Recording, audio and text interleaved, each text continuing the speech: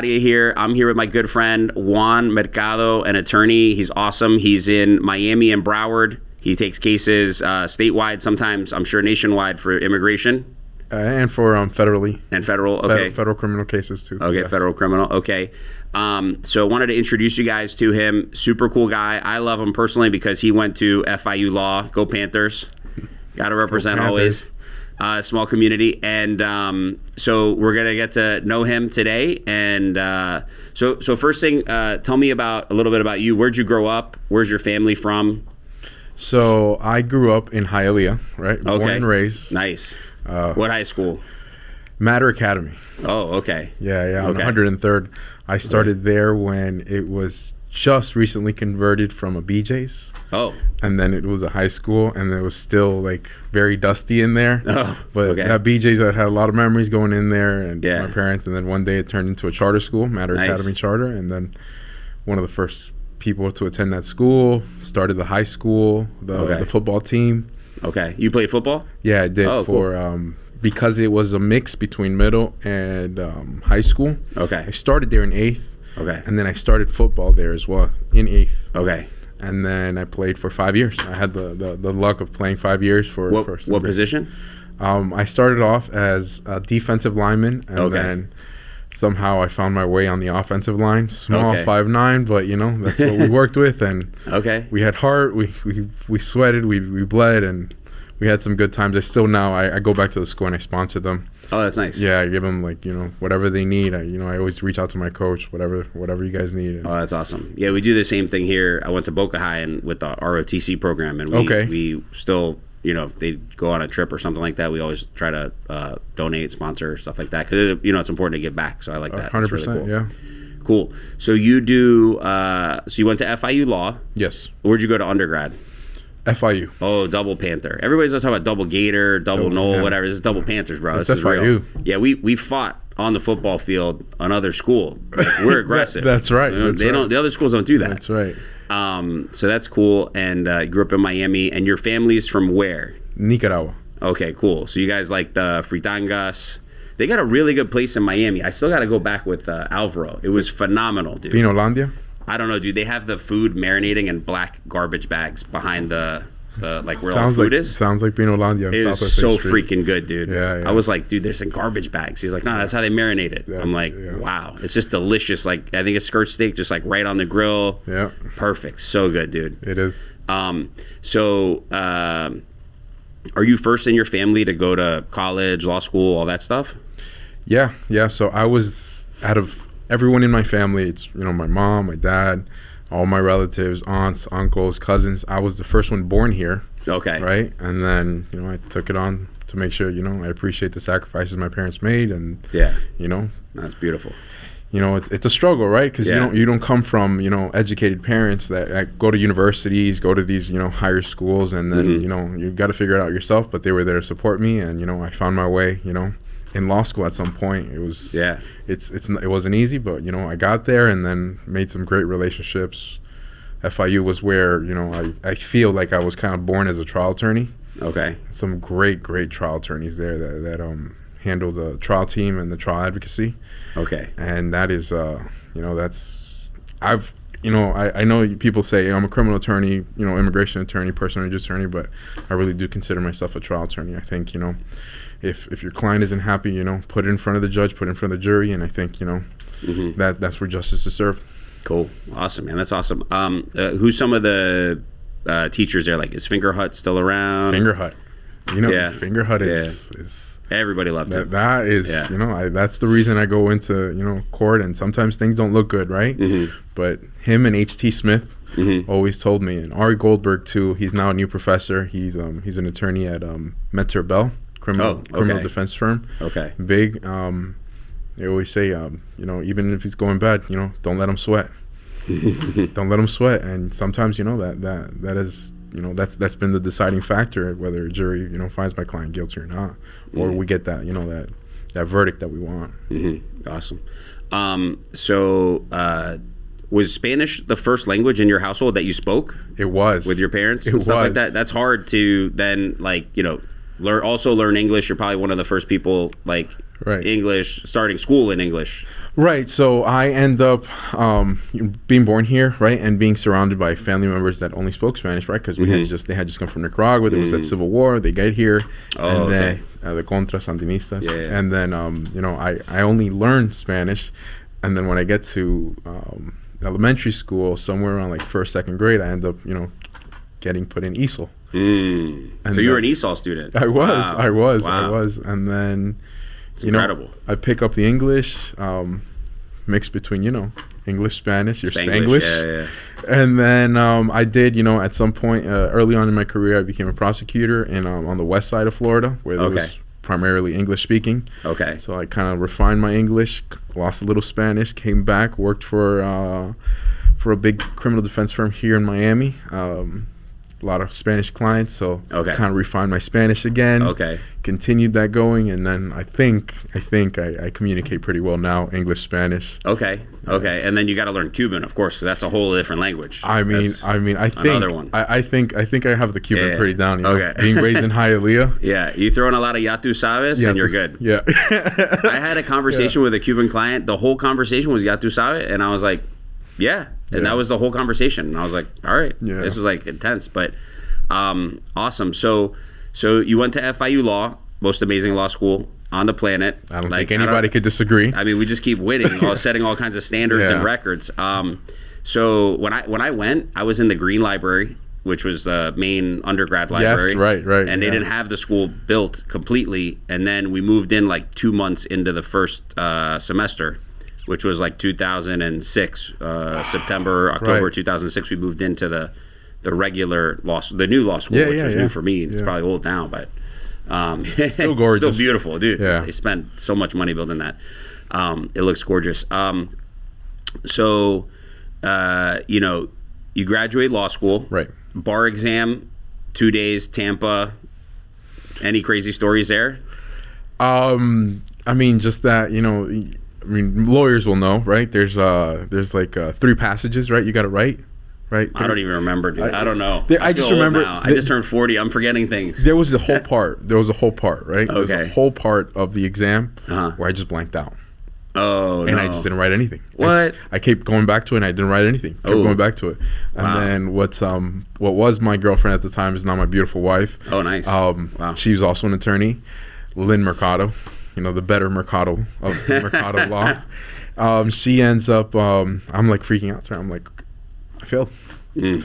I failed. I didn't even write anything. I looked at it, I blanked out. Wow. And then she helps me out. She tries to help calm me down, and I passed, obviously. Okay, you got it done. Yeah, nice. Yeah. Dude, that exam was, it's a 2-day exam for people who don't know. 8 hours. Yeah. I think you take a lunch break somewhere. Yeah, you just like walk across the street, find lunch, and go back. I don't even think they had like food on site. I think the lunch break is torture. I think I'd rather just go straight through than have that like waiting period. Yeah, and you had to do it at the Tampa Bay Convention Center. I wasn't part of the COVID. Okay. The COVID part. The COVID people I feel bad for, because I heard they have a camera on them, and if they move off the screen, they like it's pretty intense. You got appeals and stuff now because people are supposedly getting accused of stuff that they weren't doing. Oof, man. But it's 2 days. When I had it, you had to upload like some digital file up on the internet. Everyone was sharing Wi-Fi. Wi-Fi wasn't so good back then. That's right. You couldn't take 200 people or whatever at the same time. So it was an interesting story. But and then after that, my friend who I studied for the bar exam with jumped into the lake right next to the Tampa Bay. He jumped into it, like took off his clothes, got in his boxers, and just jumped in. And I was like, what are you doing? He goes, I felt so dirty for this whole couple months preparing for this, just nonstop studying. It was a cleansing for him? It was like a cleansing, like in India they go in the Ganges River, Okay. I was respect wow, that. Okay. I said, well, put your clothes on, because I don't want you to get arrested like a homeless person out here. But he's cool. He's a lawyer up north now. So you do immigration, you do criminal, you do personal injury. Yes. Tell me a little bit, give me a story of a recent criminal case that you have, something interesting that you want to talk. Just any good criminal case. Without mentioning any names, I did have this one client who came to me. It was actually a jail call, right? I tend to get those once in a while, right? Like, okay. This is an offender calling from. Okay, so I picked it up and I was like, hey, what's going on? And then this guy, he tells me, he has all these cases. He has no bond. He has to wait for everything. He says that the current attorney is telling him take a plea on all the felonies so you can get released. So it's true. They were telling him plea to all this, become a 6-time convicted felon, you get out, and you'll be free. Whoa, what is this? California, 6-time convicted felon? Is that his first offense with multiple charges, or is that like his sixth? So he got picked up situation? On there was a grand theft, there was a violation of a domestic violence injunction, there was a fleeing and eluding. Then there was so it was all related to like one instance kind of with the violation? No, it was separate. It all happened one, then he picked up one, then he picked up another one. They tried to revoke his bond. I wasn't his attorney. I'll give credit to the amazing public defenders of Miami-Dade. They got him out on a GPS monitor. And then the accusation, right? Allegations, because that's all it is. That he supposedly took off the GPS within 45 minutes of getting to the house, and then he put the cops on a fleeing and eluding pursuit across counties, and then so obviously they stack up all the charges. They're like, Judge, he's a danger to the community. He comes to me and he says, he just got home, and the allegation was he took off. He his says GPS he just cut it off. Yeah. Okay, that's okay. Yeah. Wow. And supposedly they had found it in someone's backyard. The allegations, right? And then he calls me. He's like, hey, look, I have this attorney. He says he's going to get me out now. I was like, how is he going to get you out? He says he's going to make me plea out to all these charges. I was like, first of all, first thing I do with my criminal clients is tell them, you got to tell me about your about your immigration status. Let's be completely honest about that, because, what's the point of, resolving something and then immigration coming in, picking you up and just giving you hell, right? Like, we want to make sure that, we're protecting not just, who you are as a person within the criminal realm, but also, make sure that there's no, immigration is not forgiving. Yeah. Immigration is very cutthroat. It is very black and white. There are some areas where you can play with, but as far as flexibility, there's much less in immigration than there is criminal. He comes to me, he tells me he has all these cases, and I tell him, like, that's, you're a resident, United States resident, which is great, but, you're still subject to immigration laws. They can try to take away your residency with all these charges. One of them could be enough. So he gets me, and then he decides to fire his previous attorney, and we start. We start with the violation of domestic violence injunction. That gets dismissed on the day of trial.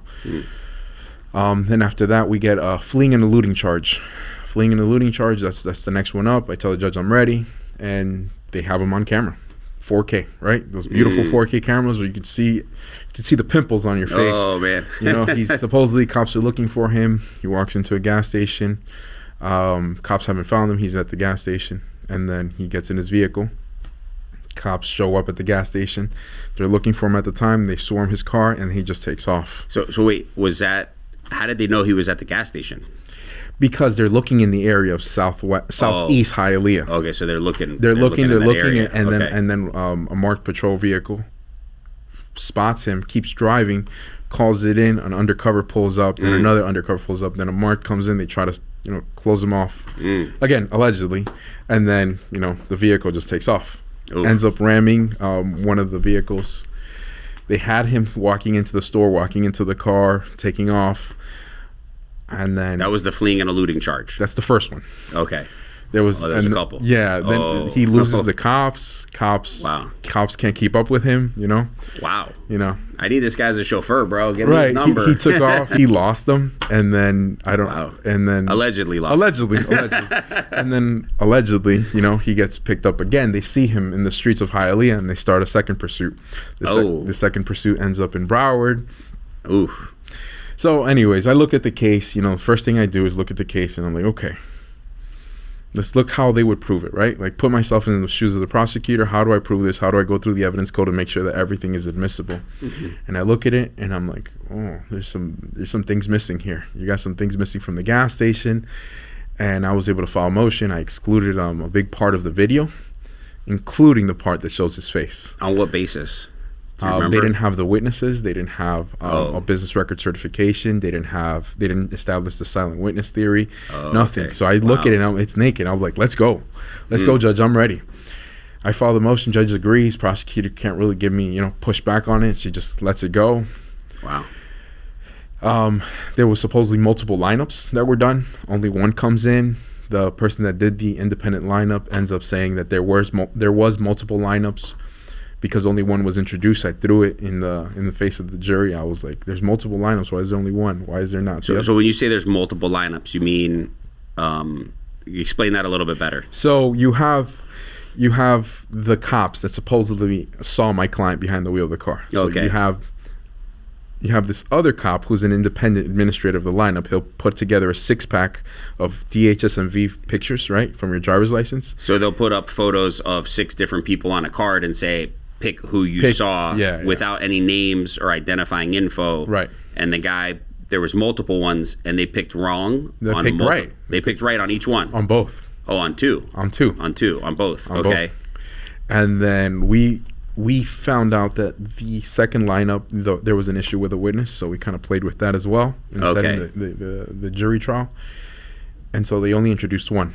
And then the administrator said that there was multiple, but they only introduced one. So I was like, jury, why is there not 2 when there's only 1? Okay. What's going on here? And why is there no video? There's a reasonable video doubt. Yeah, okay. And then you're allowed to say, why is there no video, even though there's a video, but it wasn't admissible. Right. So you're allowed to say why isn't there a video of this? That's not, yeah. Oh my gosh. I didn't know this. I didn't know this about criminal. That's wild. And okay.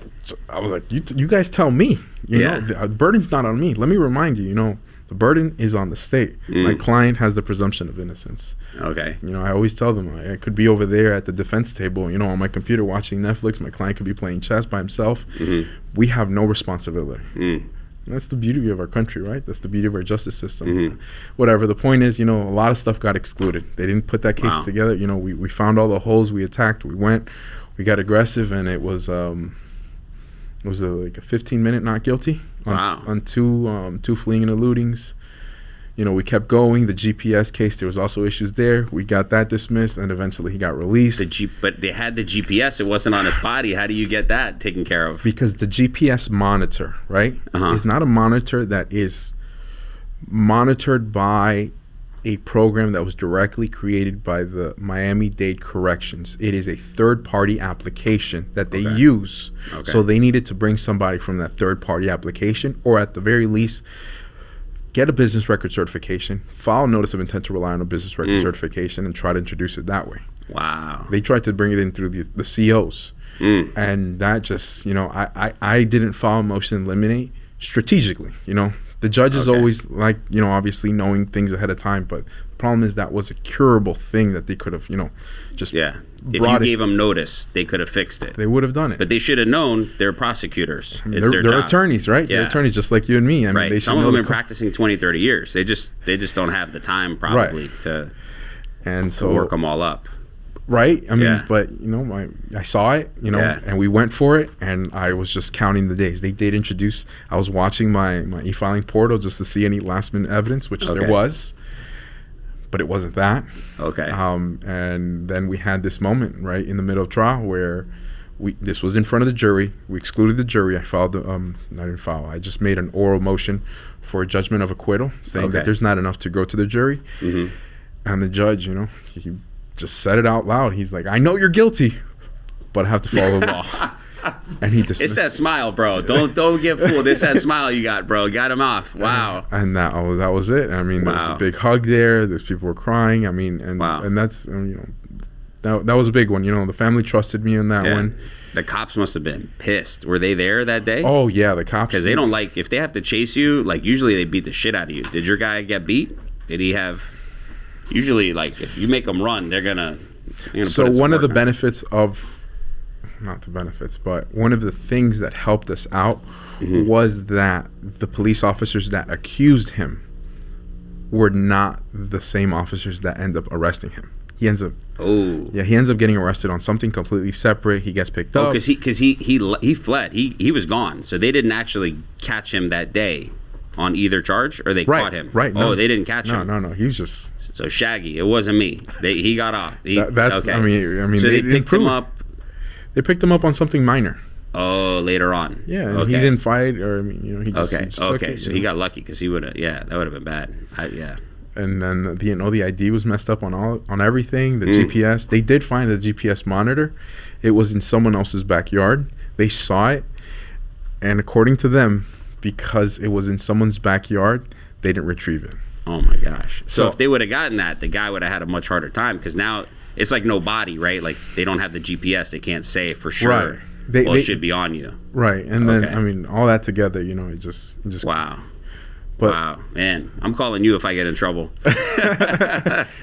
Oh my gosh. Okay, so that's interesting. So that guy, like, he owes you big time. I mean, he paid me for my work, and Yeah. I like I said, I think that sometimes when you can't come to an agreement that is favorable to your client, I mean, we should be defaulting to going to a jury, put in front of the jury. I think that's where justice is, right? That's the basis of the foundation of our system. Yeah. Wow. Incredible. Okay. So tell me, I know you do immigration as well. Tell me a little bit, like, do you have any heartwarming story, any interesting case in immigration that means a lot to you? Yeah, we have, the biggest cases that really, touch my heart are the ones where people come inside and they're just trying to find a better life. They come to the border. That's been a huge trend, ever since, the end of the Barack Obama administration. People have been just, filling up the border, trying to get admission in here, and people get detained.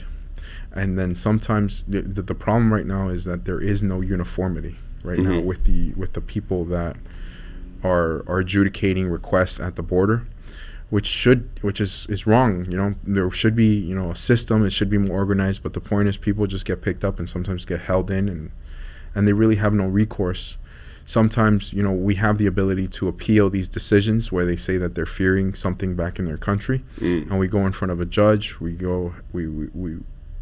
prepare them. We make sure that they understand what the judge wants to hear, what are the exact points, and then we're able to get them released. And I think there's as of right now, there's no bigger joy and getting people released on bonds, but just knowing that they're calling us and letting us know, hey, we're getting on the plane, we're going to go see our family, we got in. And oh wow, I mean that the journey doesn't finish there. Immigration is very long and complex. If we want to become a resident, we got to find the right way to do it, and they understand this is just the beginning, but I mean at least it's a good beginning. Wow. So a lot of these people, they come in through the border. You're saying that just randomly they get detained, and others are like, hey, here's a GPS, cell phone, whatever. There's no uniformity. There's none. Okay. Even within the same port, even the same unit of officers, I've had the famous Cuban adjustment, right? For our Cuban brothers, they come into the country, and if they have legal entrance in here after a year and a day, they can apply for residency, right? Okay. It's a great law for them. But I've had married couples, legally married in Cuba, come here together, holding hands, looking for, a better future. They come to the border, they surrender themselves, they get inspected, and I've had the wife get a parole, and then the husband not get a parole, not get an admission. Instead, he gets what's called an I-220A, which is not considered an admission to the country, which puts him in a completely different situation than his wife. His wife will become a resident in 1 year. He will end up having to fight an asylum claim. He'll have to find some sort of other means, but he's not going to be a resident anytime soon, and he doesn't have the opportunity to use the Cuban adjustment because he doesn't have that admission. It makes his journey much, much longer, years, and sometimes it's random. It's not. It's arbitrary, is what you're saying. It's not uniform. It's not at the border. Not at the border. At the border, like I said, she ends up getting this opportunity. So in 1 year, 1 day, she starts, her residency. Him, no, it could be years. And it's not because he has a criminal background or something like that. Just nothing. No. That totally I remember that couple, and it was just. Why? And it was the same unit, same port, same time, and it just one official decided to be like, okay, you're not gonna get an admission to the country. I'll let you come in, but you're not getting admitted, and she was. Oh, and when you say port, like they come in on a boat, or they get sent? I mean, most people are coming in through the ports. When I say ports, I'm talking about the entry ports throughout the border. Oh, okay. Okay, you're talking. Okay, got you. California, okay. Not like a Arizona. marine port, but No, a place of entry. Okay, I got you. Wow. So, man, that sucks. I hate our immigration system right now because it's literally, well, first of all, people are just like pouring through the border, right? They are. And it's like you don't know who's coming through the border, right? And me personally, my mom's Cuban. She came here back in 1960, 58, something like that, which was very different. Leaving a communist country, right? Right. I wouldn't want someone to come into this country with criminal background, right. And if they do, I want to make sure we know who they are and like what they're doing here, right. Right. But I guess, Congress is doing a terrible job and they're not changing laws for whatever reasons. Right. And, it's terrible. And then to top it off, you're telling me that it's just arbitrary how people get treated when they come here, which is even worse. It's like. Right. I mean, I agree. There has been actual reform for many, many years. And I think until something happens, I mean, it doesn't benefit anybody. I don't think it benefits this country. It doesn't benefit the people here. And I think there are some people that are deserving to come in here. And unfortunately, the system right now is overwhelmed. There's disorganization. There's no uniformity. And until we get something like that, unfortunately, people will have to, just subject themselves to the, to the situation that they're currently in. But that's what I always tell people when they call me. When I know that there's going to be a big change and supposedly there's going to be a more aggressive political stance on immigration, and people are telling me, what do I do? What do I do? But I tell people, the first thing you should do is sit down with an experienced immigration attorney and make sure you go through every single opportunity that you have. And attorney, I think a lot of people in our community, in the Hispanic community, think that notaries are attorneys. Yeah, the notario. Oh, I got a notary. I'm like, nah, that's not an attorney. That's not an attorney, but it's because in Hispanic countries, notaries are attorneys. Yeah, there's a thing there. Yeah, so people, people get confused, and I've had a lot of stories where people come and tell me, hey, I sat down with his attorney, he did this application, now he's abandoning me. And I'm like, who's your attorney? And I'm like, this is not an attorney. Yeah. No license either, so there's no recourse, and you can't find them. Yeah, there's nothing. And I if you sit down with an experienced immigration attorney, I think the headaches of of a mix-up, of a mess-up, go away, and you can try to start an actual process that's going to get you somewhere sooner than later. Yeah, and just to go back to the border, like we need people who want to work. We need people who some of these people they're so desperate to come here that they will do any job that you give them. Yes. Yes. And I had a client who, I got two clients I'll tell you about. One guy, he put on a Donald Trump hat. He's from Central America. He put on a MAGA hat, and he goes, they're not looking for me with this hat on.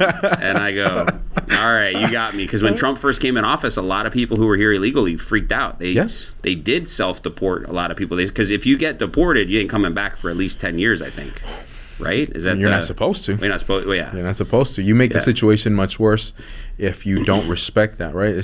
That's what's called el castigo. Right? The bar. Okay. Right? If you come back within that time period that they tell you not to come back, you find yourself with what could be a lifetime bar, meaning that majority of applications and petitions won't apply to you because you're not allowed to. Okay. And then I had another guy who, this is really sad. He worked at the meat plants that were open during COVID. I mean, this guy was, everybody's like COVID. Everybody shut down, but the meat packing plants were open. Yeah. And this guy was working for literally the most minimum wage you could get at the federal level. He was getting like whatever the federal level minimum wage was, which I don't know, it's like, $7 and change an hour this couple years ago. Yeah. And this guy worked every day, did his shifts nonstop, and he actually died in the meatpacking plants. He got hit by, it's a zoo during COVID. He got hit by somebody, died, then he got hit by somebody, ended up in the hospital. Then he got COVID in the hospital and then died. And I mean, that guy right there, I mean, he worked. Like when COVID hit, there was people like, I can't go to work. I got a respiratory illness. I'm terrified of dying. These are the kind of people that I want in this country. Right. People who will work in the middle of a pandemic to say, no, I got to put food on the table. it's Monday, I'm going to work, Yeah. And so I know my wife has that same mindset. She's born here in America. She's as white as this table, but blonde and green eyes. But I know she has a work ethic because she told me, you need to go work. She said, I don't care if there's COVID. Get out of the house and go back to the office and get stuff done. And that's what I did, man. You got to keep the wife happy. You don't want no problems. No. We know you do criminal. We know you do immigration. Tell me a little bit about personal injury. I know that's a part of what you do as well. Yes. Tell me about a recent case you had, maybe an interesting story, something that was heartwarming to you, something where you got a client a nice chunk of change in their pocket after being subjected to pain and suffering and all that. I mean, I think I'm really proud of this one. He, these cases come to you, right, in different forms. I had a friend of mine. He's an attorney too, and he says, "Listen, I can't take on this case. It's a violate. No, it's a conflict. No, it's he had a scheduling conflict. So he goes, hey, take on this case here. I don't want a fee. It was just a petition for domestic violence against my client. And I was like, oh, let me look at it.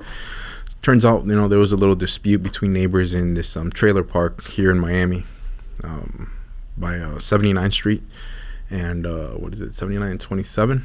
And then, he lives there. He lives very, very, very humble means. And then there was a huge dispute between the neighbors. Something had happened. And my client ends up getting jumped by some other neighbors.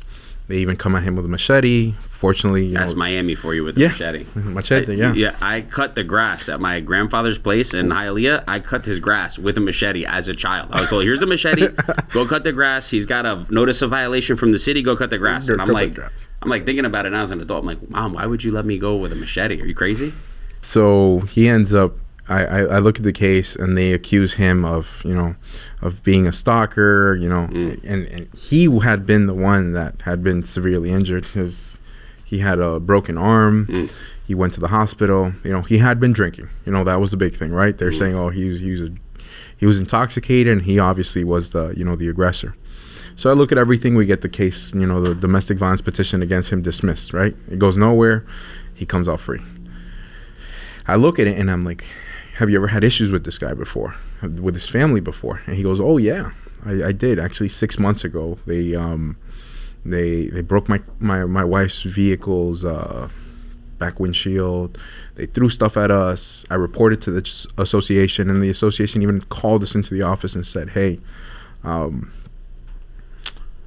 what happened here? We want to know, because we got to take measures. We got to protect our community. So he sat down and he told them exactly what had happened 6 months before. The association did nothing. They just sat on their hands and did nothing. So I look at it and I'm like, okay, you know what? I think they may have been negligent. So we filed. We didn't file. We just sent them a letter of representation asking for the insurance policy of the community. They disclosed that, and then before we even submitted a demand, they knew they were in trouble. And they reached out to me immediately and they said, hey, here's $5,000. Your client was at fault, but you know what? In good faith, take this $5,000 and walk away. I was like, no, we're not going to do that. My client was severely injured. He didn't do anything wrong. You guys should have removed these people a long time ago. And then, long story short, a couple weeks later, he's close to like $250,000, walks away with that. Wow, that's nice. And then, obviously, for a family that lives in a trailer park, it was huge, right? It's huge. He's been able to, he's obviously still recovering. He still has some pain there, but, he still sees his doctor. But, had we not explored that, had we not sat down and looked at that situation, that would have been left there. And so that's actually good, because you do criminal, you do personal injury, you do immigration, so you're able to really see the whole picture, right? Most criminal lawyers that don't do PI, right? They say, "Oh, you're good. I got you off." Right. Right. I would have. Yeah. It could have happened, right? But I mean, you gotta explore everything, right? You gotta look at everything. You gotta be creative sometimes with theories, and if it's there, it's there, right? Again, I think it all interconnects, right? I mean, you have a lot of people that don't have documents, that don't have a status, that are trying to figure out what to do, and they'll suffer an injury, and they won't dare to approach a PI attorney because they're scared of what's going to happen. And I think between the language barrier, that's one, and then two, I've seen it where families will get rear-ended. They're at a stoplight, they get rear-ended. they're pulling babies out of the car and running. Like if they did something wrong, and it's because they're here illegally. Right. And they always hear the story like, oh, you can get deported, this and that, which rarely happens. But I have had that happen actually now on 2 clients. But usually the client has some kind of a warrant out for their arrest. Right. And then they get, cops are there. They're not at fault, but they say, hey, man, I got a warrant for your arrest. You got to come with me. Right. And then they end up over at ICE or whatever, and they're gone. And that's always sad. I mean, that's just terrible. But you got a warrant. You got to deal with it. And I think that's obviously important. But you're having a shitty. You're just stopped one day, you get rear-ended, and then on top of that, you get deported. It's a tough day.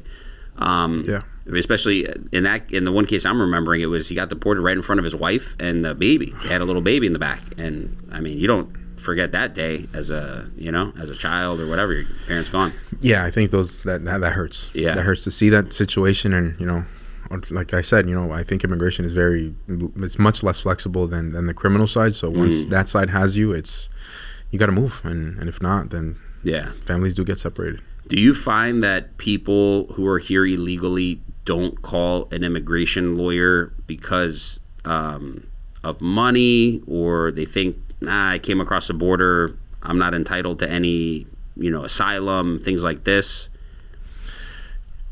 Yes, a lot, right? A lot. Mm-hmm. I mean, this first work day of the year, right, which was Monday, I forgot, what was it, like the 4th, right? The 4th or something like that. Mm-hmm. My phone just, lines started going off. People saw, that this change is coming.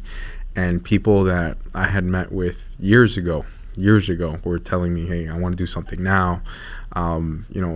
Some people think that there's nothing to do, and so they'd rather bury their head in the sand and then hope, nothing happens. Mm-hmm. But I mean, obviously, that is the worst thing you could do. They could, there's so many people that have opportunities and have legitimate claims to adjust in this country, and they're just letting them go because they're not sitting down with an attorney to go over their opportunities, to see what is available to them. Mm-hmm. So. Yeah, I always, it's interesting. People are always willing to get married for papers, right? They're like, no, let's get married for papers, 20 grand, 30 grand. I think it used to be 5 grand. When I was younger, when I was 20 and I was hearing about it, I was like, what, $5,000, dude? I'll get married right now. I never did it. I never did.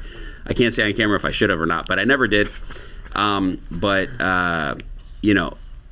then you say, hey, let's do a consultation with an attorney. Attorney says, yes, I can help you. It's going to cost X amount of dollars. Nobody's throwing money in for that, but they'll throw in money to have, the fake wedding, do the pictures, have, marriage for papers. Yeah.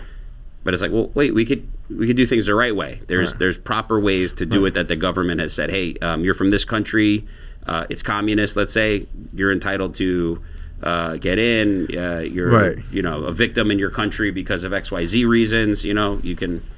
So they are there's a lot of opportunities that people just don't know about, it's unfortunate, and I think people call me and ask me what do I do, and I'm like, come sit down, let's talk, let's have an honest conversation. But yeah, I'm always an advocate for making sure we submit legitimate claims. I think this whole getting married for papers is very dangerous, and people think that that's my avenue, and immigration is only getting more and more aggressive. I think in the last couple months, I've been to the United States Citizen Immigration Service offices for interviews, and the issue has been that people were presenting illegitimate claims of marriage, and officers have been showing up to houses randomly.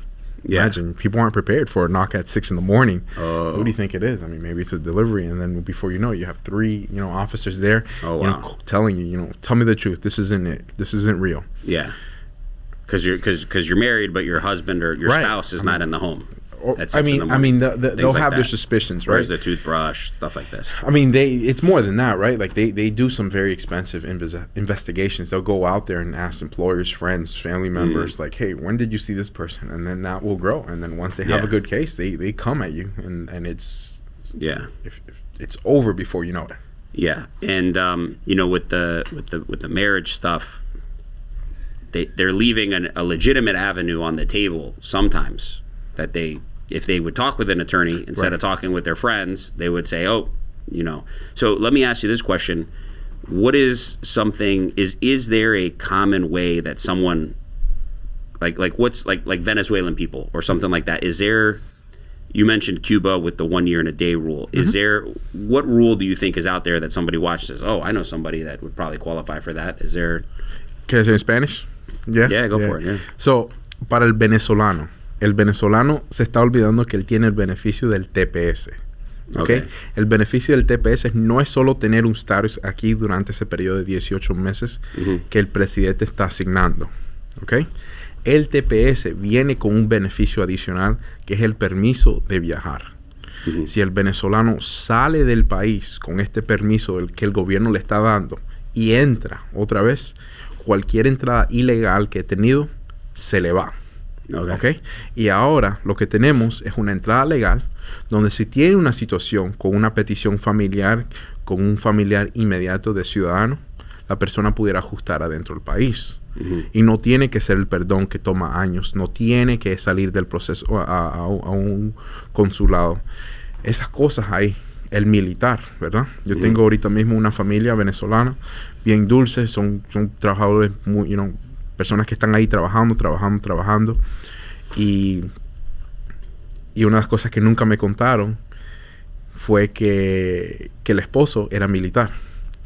Y lo del militar es otro beneficio que las personas tienen, que cuando estás casado con un militar o tienes un familiar inmediato que es militar, puedes pedir lo que se llama el parole in place, que es un parol retroactivo, que se le aplica a las personas, y lo que pasa ahí es que le asiste en tratar de ajustar adentro del país y no tienen que hacer ese proceso largo del perdón y salir del país. So. Okay. Why the military? I don't, explain that to me. If they're in the Venezuelan military? No. The United States military. Oh, my bad. I think it was about the Venezuelan. No. United States. Oh, okay, gotcha. Yeah. Okay. That was good. So let me ask you this other question. Is there another country that maybe a lot of people, or another situation that maybe people don't know about, like a second? Yeah. So the biggest issue that people have when they come to me and they go, oh, I think I can adjust to my family, right? Because that's the most common, right? I have a brother, I have a dad, I have a son or a daughter that's older than 21. Great. We can do an I-130. But you have to look at the situation of how they came into the United States. If that person came into the United States with through the border without inspection, or they were never offered, they surrendered to immigration and they did not give them admission, that person needs to submit what's called a 601A in order to forgive that illegal entry. And then they would have to go to the consulate of their country and finish the process there. Okay. So it's a long process, and then there's they got to go back to their country and wait. They don't have to wait. You do the waiver here inside the United States. Once it's approved, you go out. But we're talking about years, right? Okay. I mean, and sometimes that's the only thing that we have, which is fine. But when we have these opportunities like TPS, right, which Venezuelans have it, Hondurans have it, Haitians have it now, right? TPS stands for? Temporary Protected Status. Okay. Right, which is a designation that is given at the sole discretion of the executive, which is the president, right? Okay. Which President Biden just did it a couple days ago, right? For the Venezuelans, he re-extended it. Oh, he extended it because they had that before. I remember when that came around. Okay. With the TPS, there's two things, right? There's a new initial period, right, where new people can apply. Okay. And then there's the extension. Okay. Okay, and then the reason that they're very, they hold back and they're very reluctant to do new periods for initial registration is because they don't want to incentivize people to come. Yes. Okay. Right? So usually they just do the extensions. They did a new period recently, right? About a year ago. But this one is going to be just for an extension of the people now. So. Okay. Gotcha. And is there anything currently for Haiti that you're aware of? Yes. Something for Haiti? Yeah. Okay. Haitians have TPS, and even if their TPS is late, I mean, people should be taking advantage and applying for it because it's a great benefit. It's a huge benefit, and sometimes they have legitimate reasons why they didn't submit it in time, but time is of the essence. So now is the time. They let's say they enter illegally at the border. They hire an attorney. Yes. Attorney fills out the paperwork for them for the TPS. They go to the consulate the Venezuelan embassy or the American where do they go? No. So Okay, so explain that. let's say you are, a beneficiary of TPS, right? Okay. This Venezuelan could apply for TPS, right? And they can also apply for the I-131, which is a permission to travel. Okay, so that's a separate form to apply for permission to travel to anywhere in the world. Okay. Obviously, they should not be traveling to any country that they have designated in their asylum claim. So if they're saying that they're scared to go back to Venezuela, then we shouldn't be going back to Venezuela. Right. Right? Because then there's a question there as to, are you making a legit claim for asylum? And then we don't want to go and start, going into allegations of fraud. So usually I recommend go anywhere in the world. They go out and they come in, and that's great. Now, let's say this person is not a beneficiary of TPS. This person is just a person that just doesn't have it. So this person now marries somebody, marries a United States citizen, but they need to ask for a waiver. That person, because they don't have the ability to do the I-131 because they're not a beneficiary of TPS, that person would need to do a waiver, which takes years. And they would have to finish off their process in the consulate of their country. So let me ask you, immigration cases, do you take a payment plan? And if so, how does that work? So as of right now, our office is working hand in hand with a company that provides all these people that are looking for immigration assistance with a loan where they will provide, the cost up front. And then they can put themselves on a very, very, very modest payment plan with them, and it's something that allows them to start their process ASAP. Oh, that's great. Yeah, all they need is a sponsor who's a United States citizen or resident with a bank account, and we can do the application. In a couple of days, we can be on our way. Oh wow, that's incredible. Does that matter on their credit score at all? So most of them don't have a credit score. The inquiry really goes on the sponsor. So does it go on their credit score, or you're not sure? It doesn't go on them. It doesn't go on their credit. Okay. Oh wow. Okay. So it's easy to get people approved then. Yes. Okay. Cool. So it's a self-funded organization. It's not a bank, so they have less stringent requirements. They don't pull your credit, things like that. These are people that are betting on the new people that are seeking the American dream. Oh wow, that's beautiful. So la pregunta que recibo mucho de las personas en estos días con los cambios de la administración es ¿qué es lo que debo hacer? Ahora, todas las situaciones son diferentes, todo el mundo tiene circunstancias diferentes. Lo que se debe hacer es sentarse con un abogado con mucha experiencia de inmigración, sentarse y ser honesto con el abogado y hablar de todas las opciones. Esa es la única manera que van a poder asegurar que su estatus inmigratorio esté protegido, que se pueda avanzar un proceso correctamente. En las oficinas aquí de Juan Mercado, de Mercado Law, tenemos oficinas aquí en Miami Gardens y en Georgia. Estamos en este momento esperando a los nuevos clientes para poder asegurar que ellos tengan un futuro en este país. Tell me, where can people find you? How can they get a hold of you? Our firm is called Mercado Law. We are located in Miami Gardens, Florida, and also in Atlanta, Georgia. They can call us to our main line. It's 305-595-1033. That office line also connects us to the Georgia office, and we can assist them in any way. We're ready to hear them out and give free consultations. Okay, and what's the website? www.mercado.law. Gotcha. Beautiful. Okay, great. All right, awesome. Well, that was awesome, man. Appreciate you being on the podcast, talking. That was great stories, man. I loved it. I love hearing about it. FIU Law. Always love it. Thank you. Thank you. I mean, I Great.